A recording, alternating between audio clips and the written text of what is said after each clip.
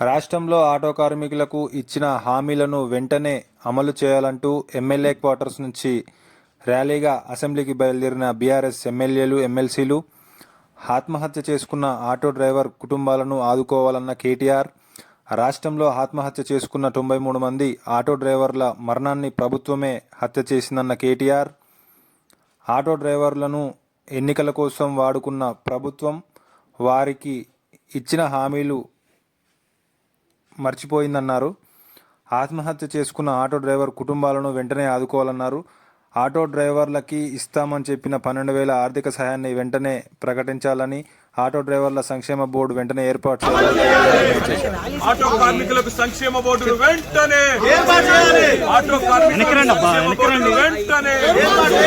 Auto కార్మికులకు సంక్షేమ బోర్డును వెంటనే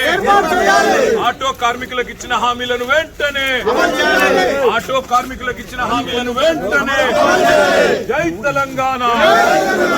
జై తెలంగాణ. ఆటో కార్మికులకు ఇచ్చిన హామీలను వెంటనే ఆటో కార్మికులకు ఇచ్చిన హామీలను వెంటనే ఆత్మహత్య చేసుకున్న ఆత్మహత్య చేసుకున్న ఆటో కార్మికుల కుటుంబాలకు వెంటనే ఆత్మహత్య చేసుకున్న ఆటో కార్మికుల కుటుంబాలను వెంటనే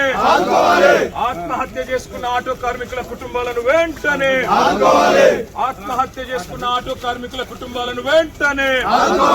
ఆటో కార్మికులకు ఇచ్చిన హామీలను వెంటనే ఆటో కార్మికులకు ఇచ్చిన హామీలను వెంటనే